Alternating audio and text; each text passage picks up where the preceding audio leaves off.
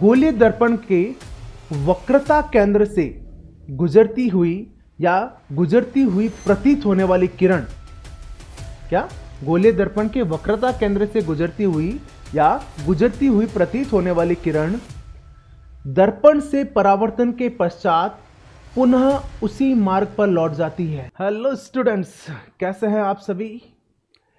तो आपने प्रकाश के परावर्तन और उसके नियम की जो दो पहले वाली क्लासें हैं वो देख ली हैं और उसे बहुत सारा प्यार दिया है और आपके बहुत सारे कमेंट्स भी मिले हैं कि आपको क्लास बहुत अच्छी लगी है। आज हम प्रकाश का परावर्तन और नियम का जो है पार्ट 3 जो है पढ़ने जा रहे हैं, जिसमें गोलीय दर्पण और उससे जो प्रतिबिंब निर्माण की जो अवस्थाएं हैं, विभिन्न अवस्थाओं को आज हम डील करेंगे। मैं प्रणवदीप आपका स्वागत करता हूं यूट्यूब चैनल पे और आज हम पढ़ रहे हैं आगे की जो तीसरी क्लास है। स्टार्ट करते हैं।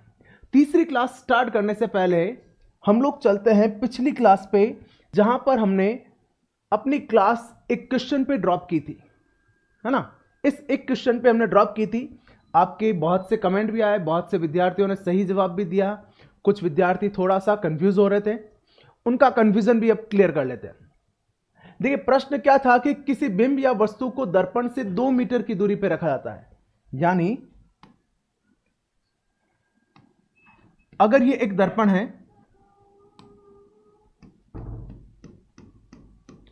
और यहां पर एक वस्तु रखी गई है, ठीक है। इस वस्तु की दर्पण से जो दूरी है वो हमें दे रखी है u। यही तो था, u का मान हमें दे रखा है कि u कितना है, 2 मीटर है।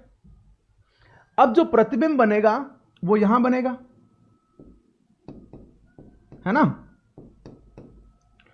और इस प्रतिबिंब की दर्पण से जो दूरी है वो क्या कहलाती है, v। और v का मान भी क्या आएगा वैसा, 2 मीटर ही आएगा ना। हमने पढ़ा है कल जो दूसरी क्लास हुई थी उसमें हमने क्या पढ़ा कि समतल दर्पण से प्रतिबिंब निर्माण के समय कि जो प्रतिबिंब दूरी है और जो बिंब दूरी है वो क्या होती है, सदैव समान होती है। तो इस आधार पर बहुत से विद्यार्थियों ने जवाब 2 मीटर लिख दिया। और भाई साहब सवाल तो पढ़े आप, है ना। बहुत से मुझे कमेंट है वो 2 मीटर वाले भी मिले। तो 2 मीटर क्यों दे रहे थे वो देखे, वो 2 मीटर इस आधार पर दे रहे थे। पर प्रश्न क्या कह रहा है, तो बताए बनने वाला जो प्रतिबिंब है वो बिंब से कितनी दूरी पर होगा, यानी ये जो प्रतिबिंब है ये बिंब से कितनी दूरी पर होगा। ये दूरी पूछिए भाई साहब आपसे, टोटल। तो ये टोटल दूरी कितनी हो जाएगी, 2 + 2 4 मीटर। समझे। पहले ही स्टार्टिंग जब क्लास हुई थी, पहले क्लास हुई थी, तब भी मैंने बात की थी। कुछ बेसिक चीजें होती है जिनकी जानकारी होना जरूरी है आपको, और उसमें एक सबसे इंपॉर्टेंट चीज है अंडरस्टैंडिंग ऑफ क्वेश्चन, प्रश्न की समझ। बहुत से विद्यार्थी ऐसे हैं जो पढ़ लेते हैं, कंटेंट पढ़ लेंगे, किताबों से देख लेंगे, पर जो प्रश्न की समझ है वो ढंग से नहीं बना पाते हैं। इसलिए पढ़ने के बाद भी एग्जाम में जाके सिली मिस्टेक्स के कारण बचकाना गलतियां जो नहीं करनी थी, और आप भी ने भी अगर कंपटीशन एग्जाम दिए तो ये आपके साथ भी हुआ होगा कि कुछ ऐसी गलतियां हो जाती है जो हमें नहीं करनी होती है ना। तो उन्हीं गलतियों में से एक ये इस प्रकार है, प्रश्न को पूरा ढंग से ना पढ़ना। हम क्या करते हैं, हम जो कॉन्सेप्ट पढ़े हुए हैं बस केवल उन्हें मेमोराइज करते हैं और उन्हें अप्लाई कर लेते हैं। थोड़ा सा लॉजिकल होना भी जरूरी है। अब जो आपकी जो एग्जाम कंडक्टिंग एजेंसीज है, चाहे वो कर्मचारी चयन आयोग हो या आरपीएससी है, वहां पर भी जो पेपर सेटर है वो अब इस तरह से लॉजिकल क्वेश्चन पूछने लगे हैं। अब सीधे सीधे सवाल नहीं मिलते हैं, थोड़ा सा उनमें क्या मिलता है, लॉजिक मिलेगा। अब वो आपको रखना पड़ेगा। फिर से एक बार समझा देता हूं मैं। प्रश्न क्या था कि एक वस्तु को दर्पण से 2 मीटर की दूरी पर रखा गया है, बनने वाला जो प्रतिबिंब है यह बिंब से कितनी दूरी पर होगा, बनने वाला प्रतिबिंब बिंब से कितनी दूरी पर होगा। तो प्रतिबिंब और बिंब के बीच की दूरी ज्ञात करनी है, तो कैसे ज्ञात करेंगे, कभी u 2 मीटर आया, v भी 2 मीटर आ गया, तो ये जो टोटल दूरी कितनी हो जाएगी, 2 + 2 4 मीटर। ठीक है भाई साहब, रेडी है, समझ में आ गया। चले आगे, ओके चलिए। आज गोलीय दर्पण को थोड़ा सा बेहतर तरीके से समझते हैं और गोलीय दर्पण से संबंधित कुछ परिभाषा याद करते हैं। ये परिभाषाएं आगे हमें गोलीय दर्पण से जो प्रतिबिंब निर्माण करना है उसके लिए बेहतर समझ डेवलप करेगी। तो क्या कर रहे हैं हम लोग,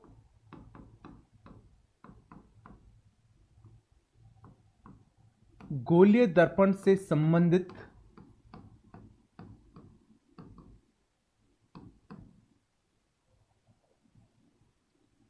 महत्वपूर्ण परिभाषा है।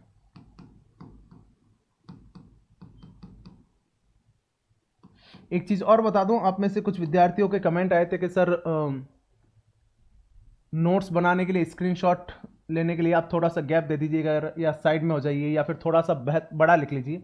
देखिए मेरे ख्याल से आपको जब आप वीडियो देख रहे हैं तो वीडियो प्रॉपरली दिखे उस साइज में मैं लिख ही रहा हूं, और नोट्स आपको बनाने हैं वो मैं पूरे बोर्ड पे लिख रहा हूं। और ये जो आपको पीपीटी है इसकी जो पीडीएफ फॉर्मेट में ये आपको हमारे जो टेलीग्राम चैनल है ऑनलाइन सारथी उस पर अवेलेबल हो जाएगी और उसका लिंक डिस्क्रिप्शन में दिया हुआ है। ठीक है, तो चैनल ज्वाइन कर लीजिए। उस चैनल पर पहले वाली जो दोनों क्लासें हैं उनकी पीडीएफ भी मिल जाएगी और ये जो आज तीसरी क्लास हो रही है उसकी पीडीएफ भी आपको वहां पर अवेलेबल हो जाएगी।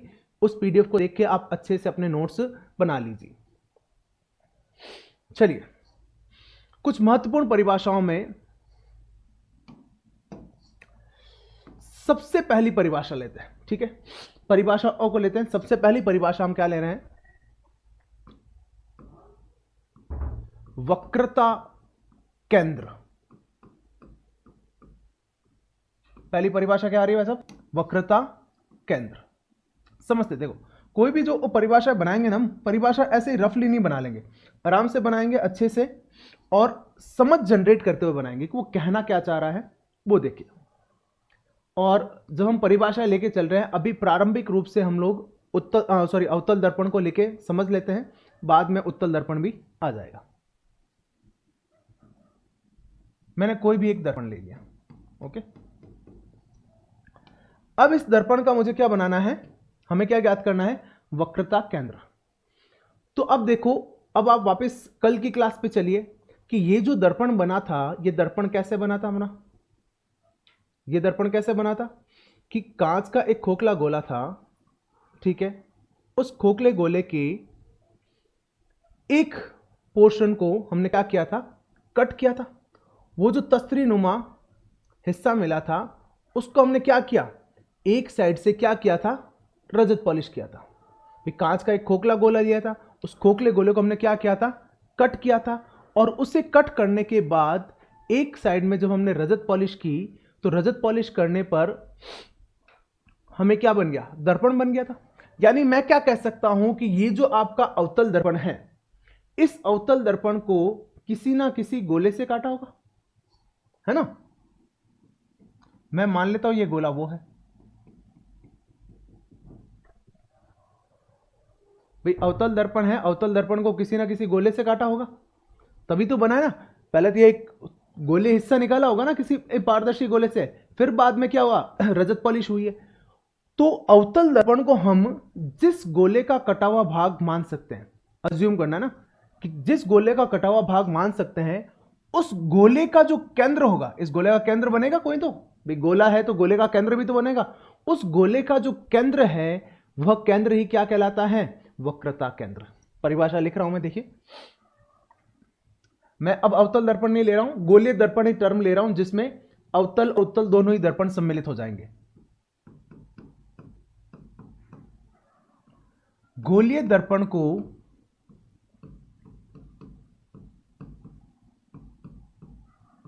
जिस गोले का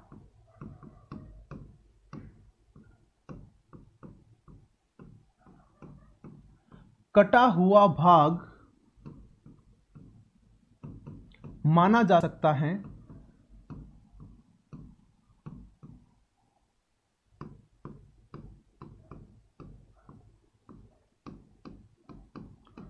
उस गोले के केंद्र को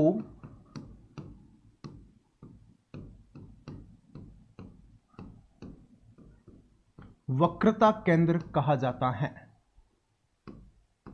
आसान है भाई साहब, रेडी है। कोई दिक्कत नहीं आनी है।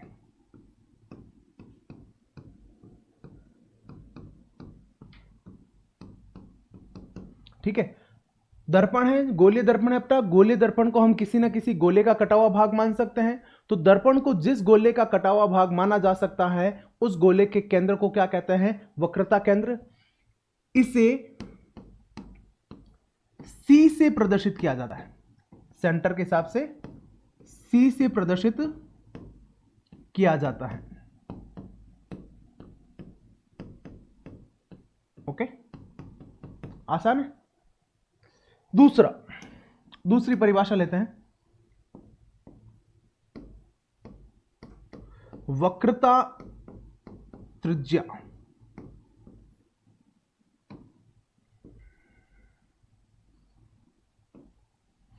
सेम परिभाषा है, कुछ नहीं करना है। जो वक्रता केंद्र की परिभाषा है उसकी सिमिलर परिभाषा क्या मिलती है वक्रता त्रिज्या की, कि गोले को माफी चाहूंगा, दर्पण को जिस गोले का कटा हुआ भाग माना जा सकता है उसकी त्रिज्या को वक्रता त्रिज्या कहा जाता है।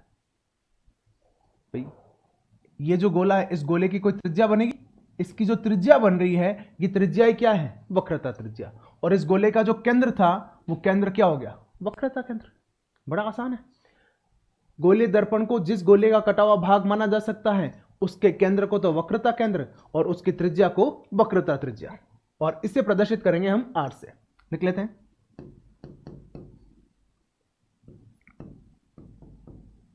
गोलीय दर्पण को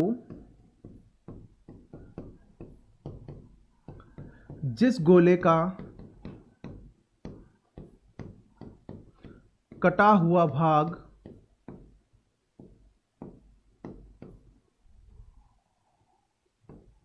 माना जा सकता है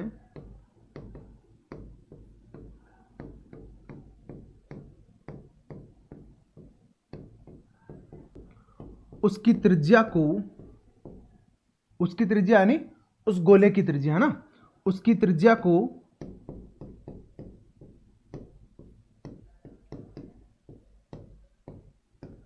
वक्रता त्रिज्या कहा जाता है।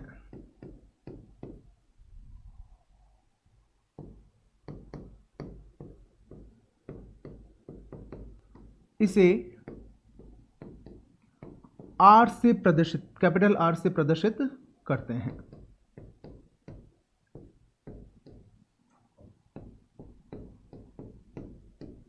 दो परिभाषा याद हो गई, कोई दिक्कत ही नहीं है। वक्रता त्रिज्या और वक्रता केंद्र। चले आगे। ओके, नंबर 3, ध्रुव।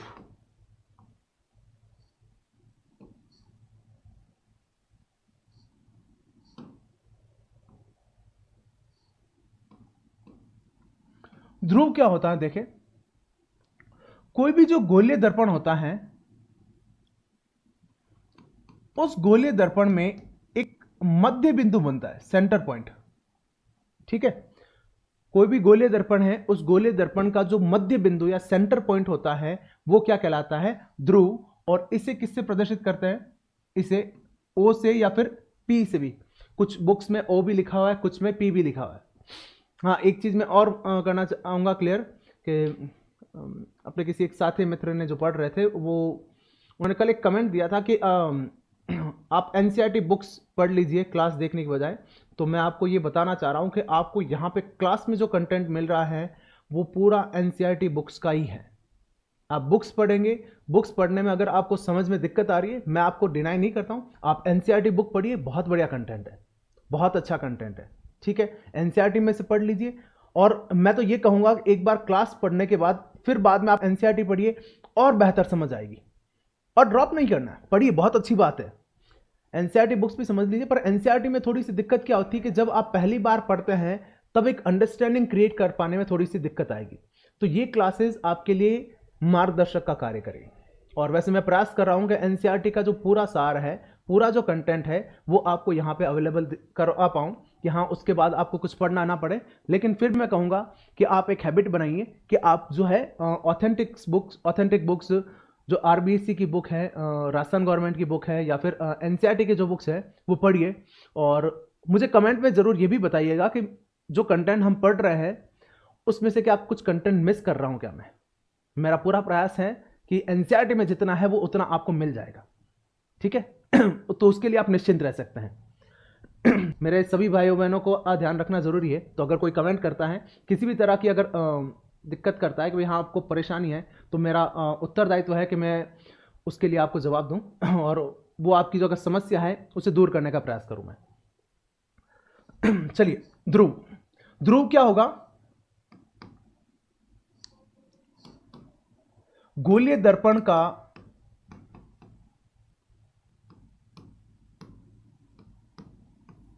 मध्य बिंदु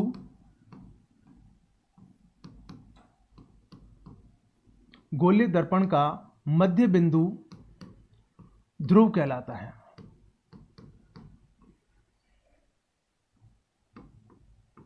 ठीक है, इसे ओ से प्रदर्शित, कुछ बुक्स में पी भी लिखा हुआ है, ठीक है, इसे ओ से प्रदर्शित करते हैं।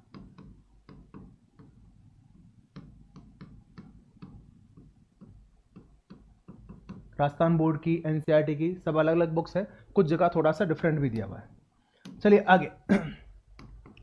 नंबर 4, मुख्य अक्ष।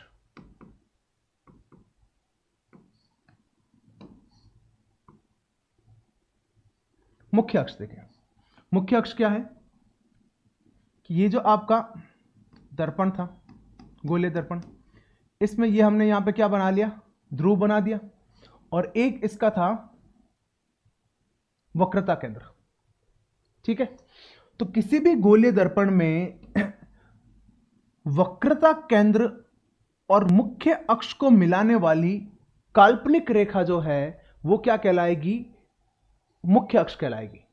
वक्रता केंद्र और ध्रुव, सी और ओ को मिलाने वाली जो काल्पनिक रेखा है वो क्या कहलाएगी? आपके मुख्य अक्ष। लिख लेते हैं।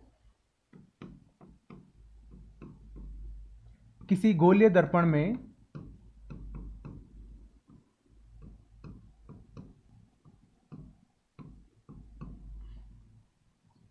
सी यानी वक्रता केंद्र तथा ओ क्या आ जाएगा आपका? ध्रुव को मिलाने वाली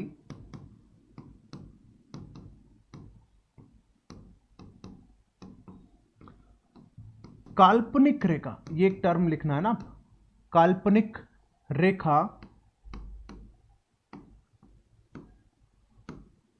मुख्य अक्ष कहलाती है।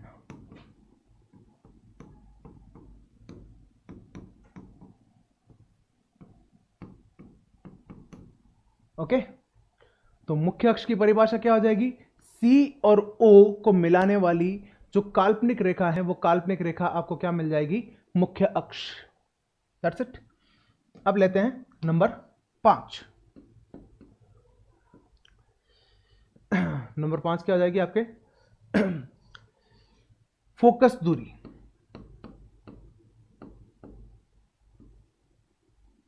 या पहले फोकस ले लेते हैं।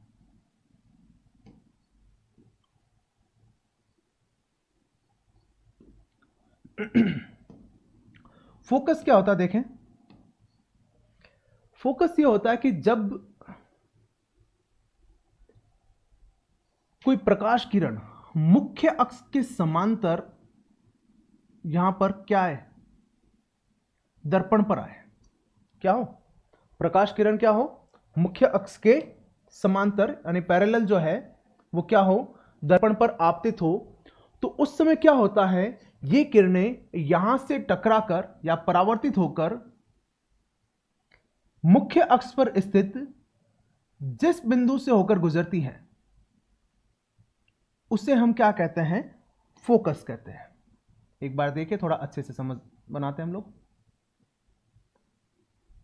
वापस लेंगे, समझिएगा क्या है, परिभाषा थोड़ी सी बेहतर है, अच्छे से समझिएगा कि मुख्य अक्ष के समांतर, ये मुख्य अक्ष है, ये था मुख्य अक्ष, मुख्य अक्ष के समांतर दर्पण पर गिरने वाली, यानी दर्पण पर आपतित होने वाली किरणें दर्पण से परावर्तन के पश्चात, दर्पण से टकराकर ये परावर्तित हो रही है ये किरणें, दर्पण से परावर्तन के पश्चात मुख्य अक्ष के जिस बिंदु से होकर गुजरती है, मुख्य अक्ष के इस बिंदु से होकर गुजर रही है, इस बिंदु को हम क्या कहते हैं, फोकस।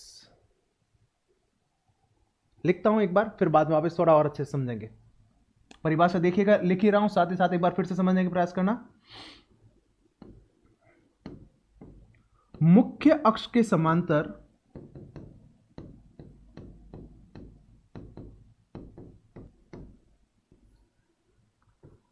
गोलीय दर्पण पर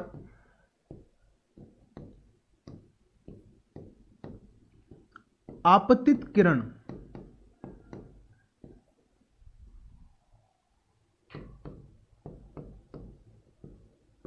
मुख्य अक्ष पर स्थित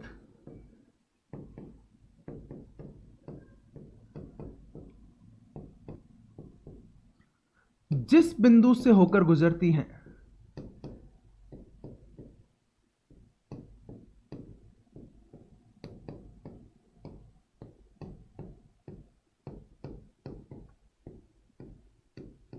जिस बिंदु से होकर गुजरती है अथवा गुजरती हुई प्रतीत होती हैं,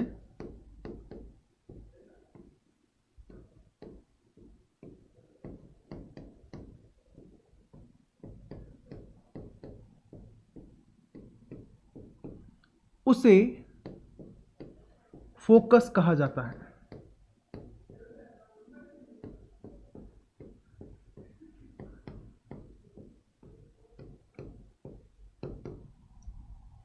इसे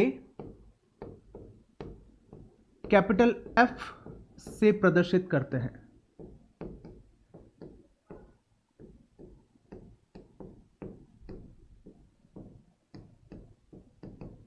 ठीक है सर, देखिए एक टर्म और ऐड की मैंने, गुजरती हुई प्रतीत होती है, उसको भी एक बार फिर से समझते हैं, थोड़ा अच्छे से देखिएगा। मुख्य अक्ष के समांतर दर्पण पर आपतित हो रही है, अभी मैं किसकी बात कर रहा हूं, केवल अवतल दर्पण की बात कर रहा हूं, तो अवतल दर्पण पर आपतित होगी, यहां से टकराकर जब ये वापस लौटेगी तो मुख्य अक्ष के एक बिंदु से होकर गुजरेगी, और जिस बिंदु से होकर गुजरेगी उसे फोकस कहते हैं। जब उत्तल दर्पण की बात होती है तो उत्तल दर्पण में किरणें वास्तविकता में किसी बिंदु से गुजरती नहीं है, बल्कि गुजरती हुई प्रतीत होती हैं। वो भी आगे जब हम जस्ट परिभाषाओं के बाद अभी नियमों के बारे में चलेंगे, गोलीय दर्पण से परावर्तन के नियम तब पढ़ेंगे, तो तब थोड़ा और ज्यादा क्लियरिफिकेशन हो जाएगा आपका। तो वहां पर हम पढ़ लेंगे कि गुजरती हुई प्रतीत होती है, वो कहना क्या चाह रहा है, तो थोड़ा सा आप इस चीज को होल्ड पे रख लीजिए। परिभाषा के तौर पर हमने इसे एक बार यहां पर लिख दिया है, और फोकस को जो प्रदर्शित किया जाएगा वो किससे किया जाएगा, कैपिटल एफ से। तो पांचवी परिभाषा होती है आपके फोकस की। नेक्स्ट नंबर 6, फोकस दूरी।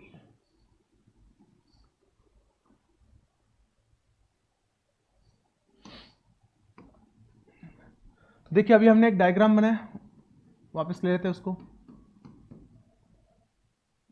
ये मुख्य अक्ष था, ये ध्रुव, ये यहां पे वक्रता केंद्र, और यहां पे सॉरी फोकस था। पिछले पेज पे इन सभी की हमने चर्चा कर ली थी। तो यहां पर देखिए, यहां पर देखो फोकस और ध्रुव के बीच की जो ये दूरी है ना, फोकस और ध्रुव के बीच की दूरी, यही क्या कहलाती है, फोकस दूरी। और इसे किससे प्रदर्शित करते हैं, स्मॉल एफ से। फोकस तथा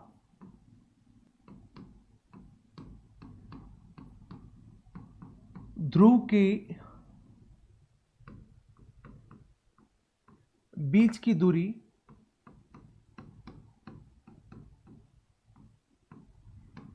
फोकस दूरी कहलाती है।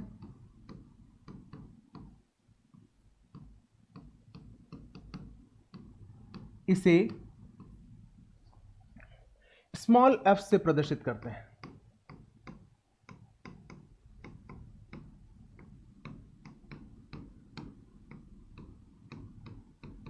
ठीक है भाई साहब।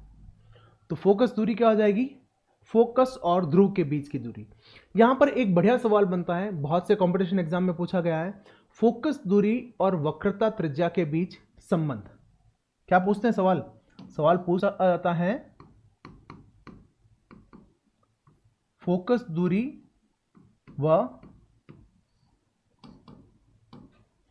दूरी तथा वक्रता त्रिज्या के बीच क्या संबंध है।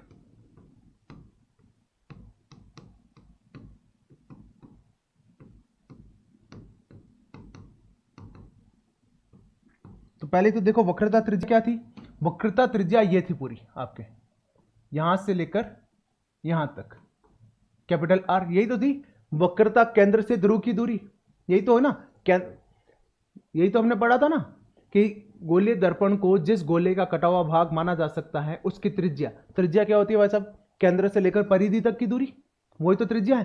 यानी वक्रता केंद्र से परिधि तक की जो दूरी है वो क्या होगी, वक्रता त्रिज्या है। वक्रता त्रिज्या और फोकस दूरी में जो संबंध ज्ञात किया जाता है वो ये होता है, लिखिए फोकस दूरी जो है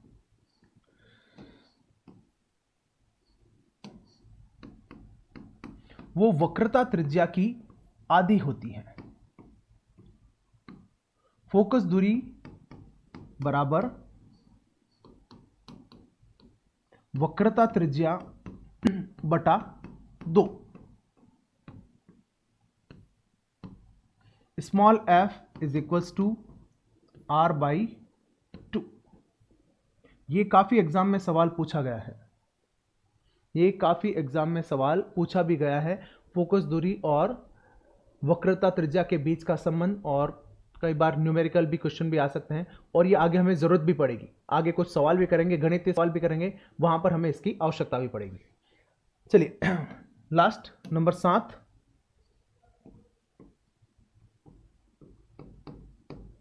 द्वारक। द्वारक देखिए, द्वारक क्या होता है,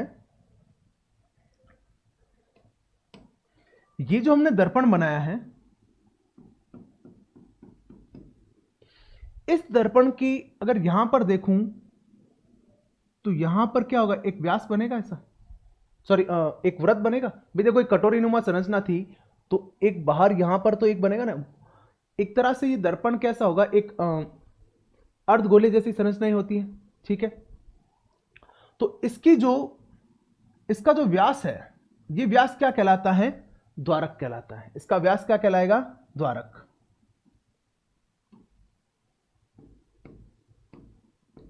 दर्पण के क्या कह सकता हूं मैं, सिरों के बीच, जो सिरों के बीच की जो सीधी दूरी है, या दर्पण के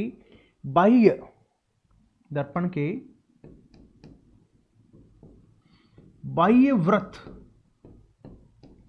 का व्यास द्वारक कहलाता है।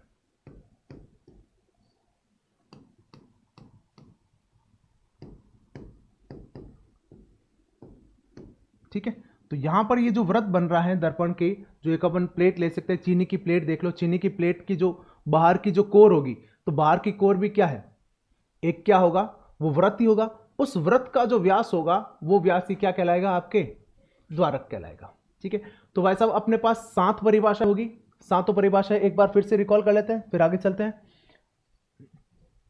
क्या था, वक्रता केंद्र, गोलीय दर्पण को जिस गोले का कटा हुआ भाग माना जा सकता है उस गोले के केंद्र को वक्रता केंद्र कहते हैं, और उस गोले की त्रिज्या को वक्रता त्रिज्या, वक्रता केंद्र को C से रिप्रेजेंट करेंगे हम लोग, ठीक है, और वक्रता त्रिज्या को R से। डन। ध्रुव, गोलीय दर्पण का जो मध्य बिंदु है वो मध्य बिंदु क्या कहलाता है, ध्रुव कहलाता है, और इसे हम किससे प्रदर्शित करेंगे, R से प्रदर्शित करेंगे। मुख्य अक्ष, किसी गोलीय दर्पण के वक्रता केंद्र और ध्रुव को मिलाने वाली जो काल्पनिक रेखा है वो काल्पनिक रेखा ही क्या कहलाती है, मुख्य अक्ष कहलाती है। फोकस, मुख्य अक्ष के समांतर दर्पण पर आपतित किरणें मुख्य अक्ष पर स्थित, सॉरी थोड़ा सा, आपतित किरणें यहां पे थोड़ा सा परावर्तन के पश्चात है ना, सॉरी लिखने में थोड़ी गलती कर दी, परावर्तन के पश्चात, मैं इसको अलग कलर से लिख देता हूं ताकि आपको पता रहेगा कि आप बीच में ऐड करना है ना, सॉरी। ठीक है, यहां लीजिए। परावर्तन के पश्चात मुख्य अक्ष पर स्थित जिस बिंदु से होकर गुजरती हैं अथवा गुजरती हुई प्रतीत होती हैं उसे फोकस कहते हैं और इसे कैपिटल एफ से प्रदर्शित करते हैं। ठीक है, फिर फोकस दूरी, फोकस और ध्रुव के बीच की दूरी, इसे किससे प्रदर्शित करेंगे? स्मॉल एफ से। और द्वारक क्या हो गया? बाह्य वृत्त का जो व्यास है वो व्यास ही क्या कहलाता है? द्वारक कहलाता है। तो 7 परिभाषाएं क्लियर है। अब लेते हैं सबसे बढ़िया, सबसे इंपॉर्टेंट चीज जो कि अपने सिलेबस के पॉइंट में सीधा सीधा लिखा हुआ है, परावर्तन के नियम। तो परावर्तन में एक तो हमने समतल दर्पण से परावर्तन के 2 नियम पढ़े थे पहली क्लास में, और आज हम पढ़ रहे हैं गोलीय दर्पण से परावर्तन के नियम।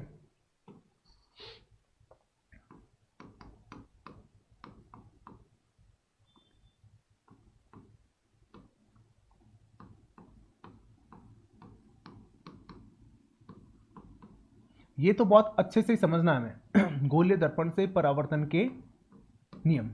अच्छे से समझने का इसलिए रीजन बनता है क्योंकि ये सीधा सीधा टॉपिक लिखा हुआ है हमारे पास, है ना, सिलेबस में सीधा सीधा लिखा हुआ है परावर्तन के नियम। और परावर्तन के नियम 2 जगह बनते हैं, एक तो समतल दर्पण से बनेंगे और एक हमारे यहां बनेंगे किसमें? गोलीय दर्पण से। पहले लेते हैं सबसे पहला नियम। देखो बड़े आसान है, कोई ज्यादा कॉम्प्लिकेटेड नहीं है। 4 नियम है, चारों नियम आप अच्छे से पढ़िए, चारों नियम अभी क्लियर हो जाने हैं। क्या कहता है? देखो पहला नियम, पहला नियम देखो एक बार समझ भी बनाते पूरा, और दोनों तरह से लिखेंगे, एक अवतल दर्पण से भी उत्तल दर्पण से भी। एक एक स्क्रीन पे ले लेंगे दोनों, एक एक नियम, कोई दिक्कत नहीं, पूरा आराम से डिटेल में लिखेंगे।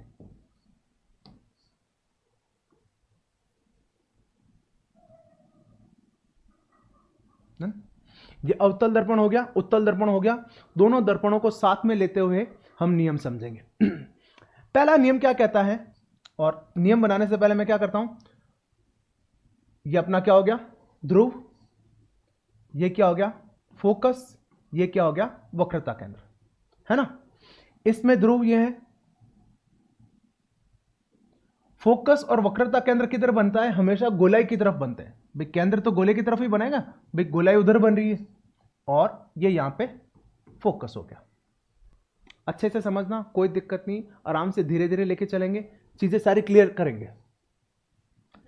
पहला नियम क्या कहता है कि यदि कोई किरण मुख्य अक्ष के समांतर आपतित हो रही है, आई सब, पहला नियम क्या कहता है कि यदि कोई किरण मुख्य अक्ष के समांतर आपतित होती है, कर लो, एक यहां भी आपतित कर लो और यहां पर भी आपतित कर लो, क्या? यदि कोई किरण मुख्य अक्ष के समांतर आपतित होती है तो परावर्तन के पश्चात कहां से होकर गुजरती है? फोकस से होकर गुजरती है। जो फोकस की परिभाषा थी वो ही पहला नियम है, बस थोड़ी भाषा को बदल देना है। जो फोकस की परिभाषा थी वो ही पहला नियम है कि यदि कोई किरण मुख्य अक्ष के समांतर दर्पण पर आपतित हो रही है तो परावर्तन के बाद कहां से गुजरेगी? फोकस से होकर गुजरेगी। तो इसको कहां से गुजार देंगे? फोकस से होकर गुजरेगी। ठीक है, इसमें क्या होता है, ये क्या करता है, यहां से किरणें जो है वो बाहर फैलती है ना, यहां से किरणें क्या होती है? फैलती है बाहर। देखो ये तो क्या हुआ, परावर्तित हुई और परावर्तित होकर किससे गुजर गई? फोकस से गुजर गई। लेकिन ये क्या करेगा? ये क्या करेगा? किरणों को बाहर फैलाएगा। तो ये फोकस से गुजरेगी नहीं, लेकिन अगर हम इन्हें पीछे की ओर बढ़ाएं, अगर इन किरणों को क्या करें हम लोग, पीछे की ओर बढ़ाएं, तो पीछे की ओर बढ़ाने पर फोकस से गुजरती हुई प्रतीत होती है। इनको पीछे की ओर बढ़ाने पर क्या होगा? फोकस से गुजरती हुई प्रतीत होती है। उत्तल दर्पण में एक बार फिर लिख लेता हूं मैं, इधर ये तो क्या हो गया आपका? उत्तल दर्पण है, और ये आपका क्या हो गया? अवतल। दोनों ही दर्पण को साथ में लेके समझते हुए चलेंगे। अवतल दर्पण में तो मुख्य अक्ष के समांतर आपतित हुई और परावर्तन के बाद क्या हो गई, फोकस से गुजर गई। जबकि उत्तल दर्पण में क्या होगा, मुख्य अक्ष के समांतर आपतित होगी तो उत्तल दर्पण किरणों को बाहर फैला देगा। तो ये नीचे की तरफ मुख्य अक्ष की तरफ तो सीधी तो आएगी नहीं, लेकिन अगर पीछे की ओर बढ़ा है तो फोकस से गुजरती हुई प्रतीत होती है। यही पहला नियम है। लैंग्वेज में लिखते हैं, देखो लैंग्वेज क्या है।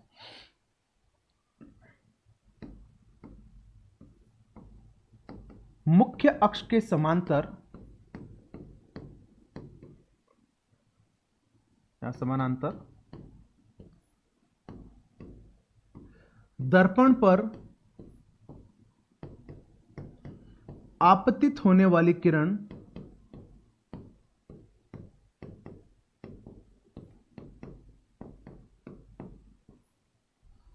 परावर्तन के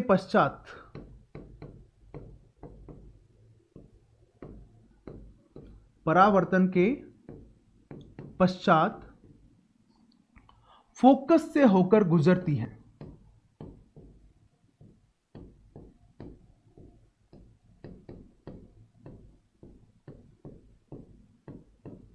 अथवा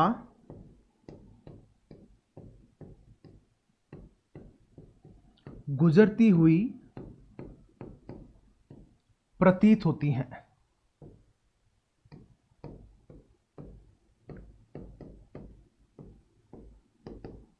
ये आपके पहला नियम हो गया, ठीक है। मुख्य अक्ष के समांतर दर्पण पर आपतित होने वाली किरण, यानी दर्पण में यहां पर मैंने गोलीय दर्पण ले लिया ना, यानी गोलीय दर्पण बात कर रहा हूं तो मतलब यहां पे जब मैं भाषा लिख रहा हूं तो भाषा अवतल दर्पण और उत्तल दर्पण की सम्मिलित लिखी जा रही है, ठीक है। कि मुख्य अक्ष के समांतर गोलीय दर्पण पर आपतित होने वाली किरण परावर्तन के पश्चात फोकस से होकर गुजरती है या फिर गुजरती हुई प्रतीत होती है। अवतल दर्पण है तो फोकस से गुजरेगी, उत्तल दर्पण है तो गुजरती हुई प्रतीत होती है। बढ़िया, पहला नियम याद हो गया। केवल फोकस की जो परिभाषा थी वही है। अब फोकस की परिभाषा भी समझ में आ गई होगी। देखो फोकस की परिभाषा फिर से चलें, क्या कहते हैं कि मुख्य अक्ष के समांतर गोलीय दर्पण पर आपतित किरण परावर्तन के पश्चात मुख्य अक्ष पर स्थित जिस बिंदु से होकर गुजरती है या गुजरती हुई प्रतीत होती है उसे फोकस कहा जाता है। वही क्लियरिटी आई, थोड़ी बेहतर समझ हुई पहले से। चलिए, पहला नियम हो गया। दूसरे नियम पर चलते हैं। दूसरा नियम क्या कहता है, देखें।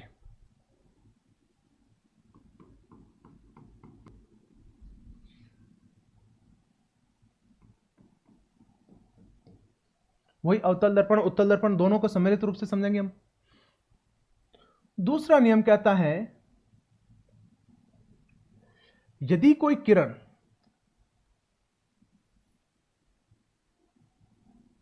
पहले एक बार पॉइंट लगा लूं मैं, ओ एफ सी,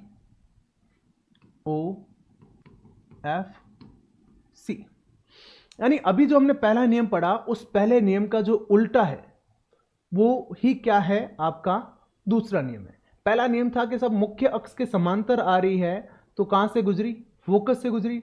अब उल्टा कर दो, फोकस से होते हुए आएगी तो किधर चली जाएगी, मुख्य अक्ष के समांतर। देखो क्या कहता है कि यदि कोई किरण फोकस से होते हुए दर्पण पर आपतित होती है, ठीक है, और इसमें ऐसा होगा कि यदि कोई किरण ऐसे आपतित हो रही हो मानो कि आगे बढ़ने पर वो फोकस से गुजरती हुई प्रतीत हो, ठीक है। क्या कह रहा है कि इसमें तो क्या है, फोकस से होते हुए दर्पण पर आपतित हो रही है और उसमें ऐसा है कि इस प्रकार दर्पण पर आपतित हो जैसे कि इन्हें आगे बढ़ाने पर यह क्या हो, फोकस से गुजरती हुई प्रतीत हो। उस स्थिति में परावर्तन के पश्चात क्या होगा, परावर्तन के पश्चात यह मुख्य अक्ष के समांतर हो जाएगी। देखिए ये इधर से आई थी फोकस से होते हुए और परावर्तन के पश्चात क्या हो गया, मुख्य अक्ष के समांतर हो गई। और ये भी यहां से आई थी कि फोकस से कि इस प्रकार से गुजरे कि फोकस से होके आगे निकल जाए, लेकिन परावर्तन के पश्चात क्या हो गई, मुख्य अक्ष के समांतर हो गई। भाषा लिखते हैं, भाषा लिखिए।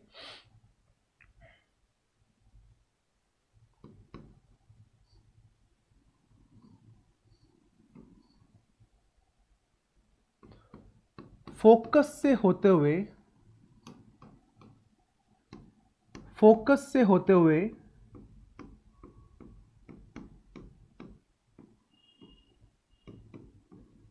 या फोकस से गुजरती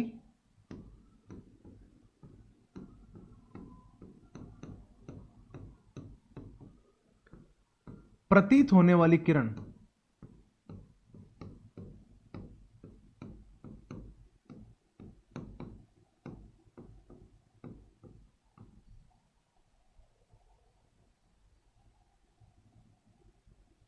फोकस से होते या फोकस से गुजरते हुए गुजरती प्रतीत होने वाली किरण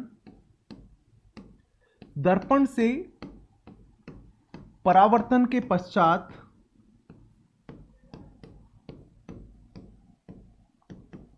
मुख्य अक्ष के समांतर हो जाती हैं।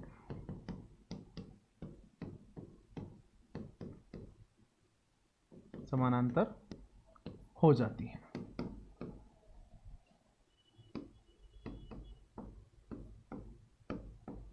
ठीक है, बढ़िया है। दोनों नियम, पहला नियम क्या कह रहा है कि सब मुख्य अक्ष के समांतर आ रही है, परावर्तन के बाद फोकस से गुजर जाएगी या फोकस से गुजरती हुई प्रतीत होगी। दूसरा नियम कह रहा है भाई फोकस से होते हुए दर्पण पर आपतित हो रही है या इस प्रकार आपतित हो रही है कि आगे बढ़ाने पर फोकस से निकलती हुई प्रतीत हो, तो ऐसी किरण परावर्तन के पश्चात क्या हो जाएगी, मुख्य अक्ष के समांतर हो जाएगी। बढ़िया है, दोनों आसान से नियम है। तीसरे नियम पर चलते हैं। तीसरा नियम देखो, तीसरा नियम और बढ़िया आसान है, कोई दिक्कत नहीं आनी है।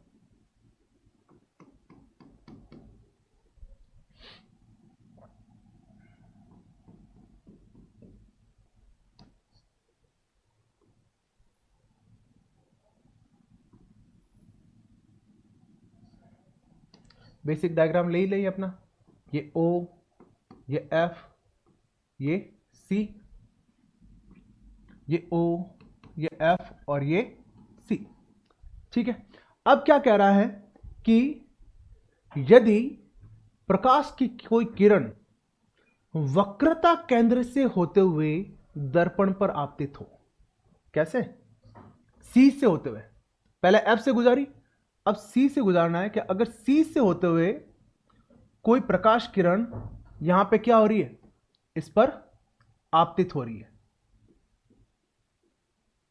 या फिर दर्पण पर ऐसे आपतित हो रही है मानो कि आगे बढ़ने पर कहां से होकर गुजरे, सॉरी, मानो कि आगे बढ़ाने पर C से गुजरती हुई प्रतीत हो, सॉरी,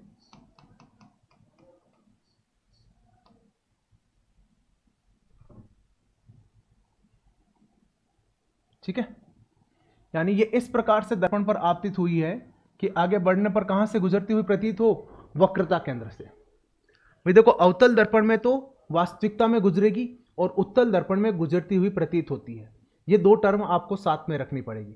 अवतल में तो वास्तविक होगा और उत्तल में आभासी, आभासी हो जाएगा, मतलब प्रतीत होना मतलब आभासी हो जाएगा। तो समझे,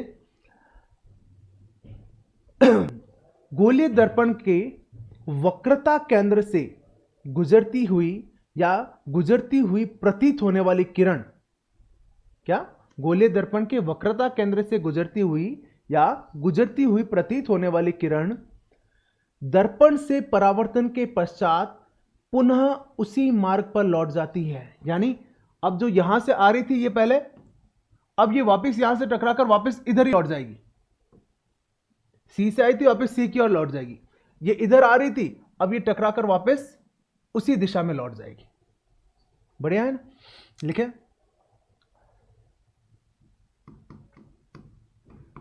गोलीय दर्पण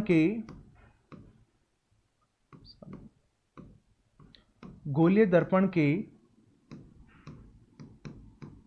वक्रता केंद्र से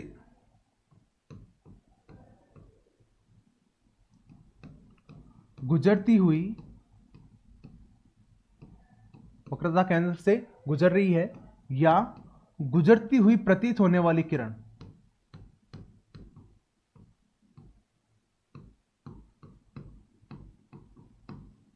गुजरती हुई या गुजरती हुई प्रतीत होने वाली किरण दर्पण से परावर्तन के पश्चात, दर्पण से परावर्तन के पश्चात पुनः उसी मार्ग पर लौट जाती है, पुनः उसी मार्ग पर लौट जाती है। ठीक है समझ में आ गया? तो ये क्या हो गया आपका तीसरा नियम हो गया। चलते हैं चौथे और आखिरी नियम पे। चौथा नियम क्या कहता है?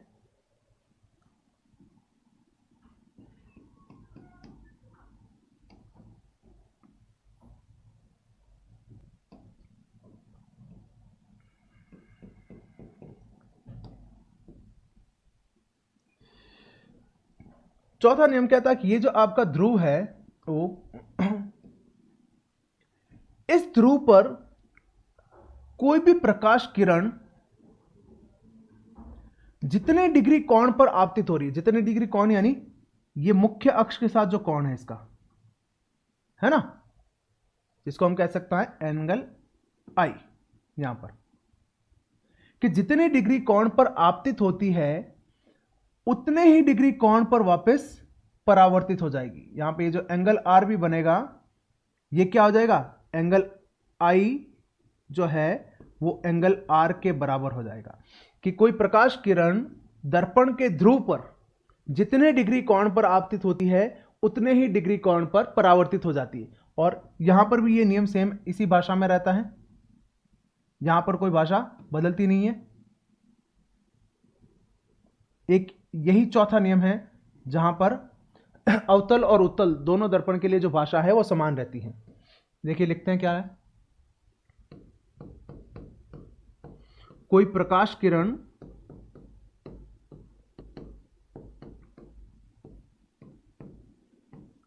दर्पण के ध्रुव पर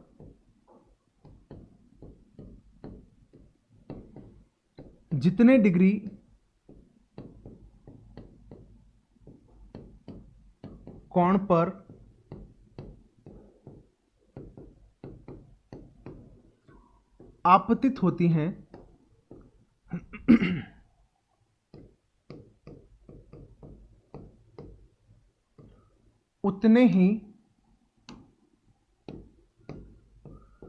कोण पर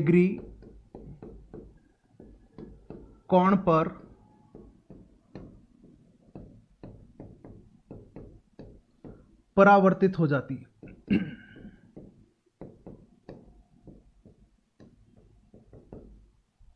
रेडी सर?